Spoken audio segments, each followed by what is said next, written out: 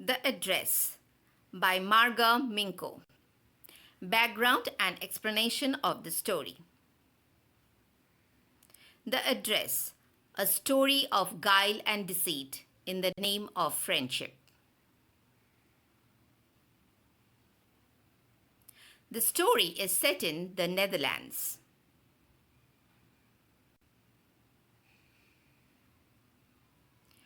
Marga Minko.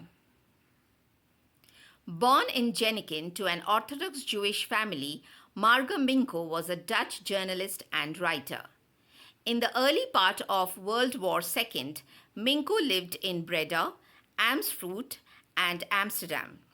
She contracted a mild form of tuberculosis and ended up being treated in hospitals in Utrecht and Amersfoort. In the autumn of 1942, she returned to Amsterdam, and her parents, who were forced by the German occupiers to move into the city's Jewish quarter.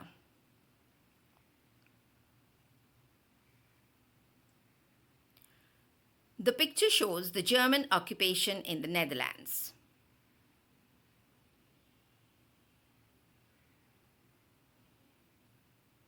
Minko's family.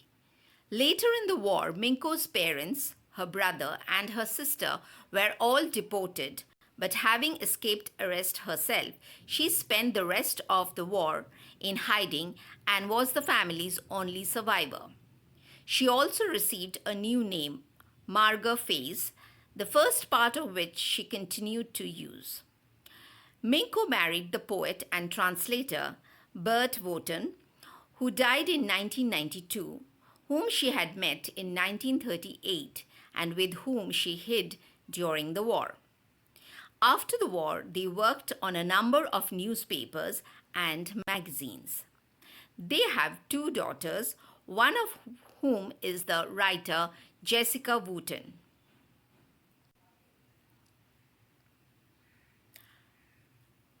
This picture shows Rotterdam after the bombardment. And this picture is a graveyard built after the war.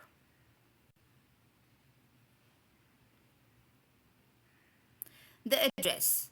Explanation. The narrator comes to Mrs. Dorling's house basically to take back the things that Mrs. Dorling had collected from their house on the pretext to keep them safe in her own house. The narrator's house was supposedly in an area more prone to destruction due to bombing during the war, and being Jews, the narrator's family had every chance to be deported. Mrs. Dorling offered to keep the valuables of Mrs. S.'s house safe until Mrs. S. and her family returned to safety after the war.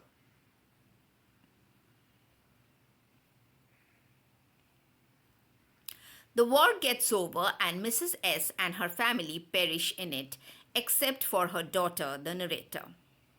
Even their house is destroyed in the bombardment. The narrator lives in a rented room at the time the story begins.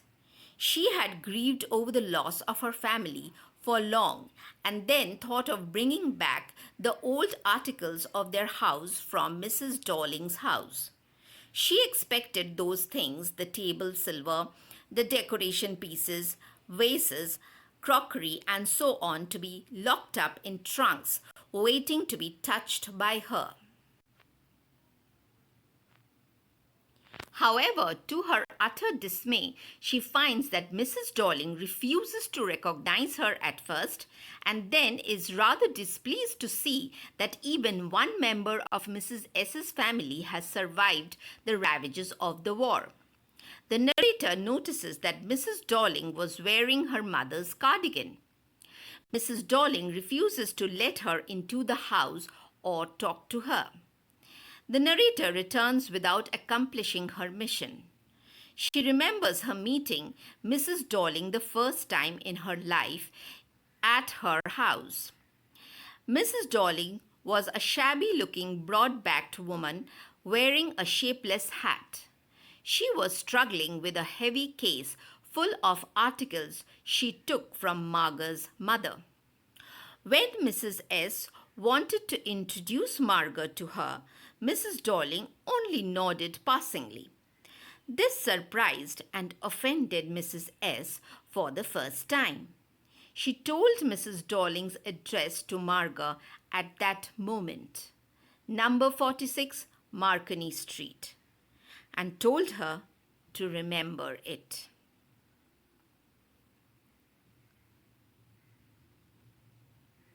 Margot makes a second attempt to meet Mrs. Darling. This time she meets Mrs. Darling's daughter, who is a cheerful, enthusiastic, and hospitable teenager, unlike her mother. She lets the narrator enter her house, saying that her mother was out on an errand and would soon return. With her first step in the house, Margot notices the Hanukkah hanging by a mirror, which belonged to her house.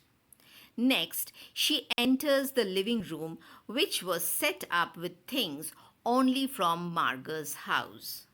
From the woolen tablecloth to the white teapot with a gold border and teacups to the wall hanging decorative plates, the pewter plate, the cutlery, everything belonged to Margot's house. Margot understood from her conversation with Mrs. Darling's daughter that she knew nothing of the things being brought from another house. She flaunted the antiques as a proud owner. She could take this no longer and rose to leave. The girl was surprised that Margot left without meeting her mother. Margot resolved to forget the address, as the things that held the sweet memories of her past were now bereft of their value, being so shamelessly and unauthoritatively used by strangers. Also, her rented room would not accommodate those objects.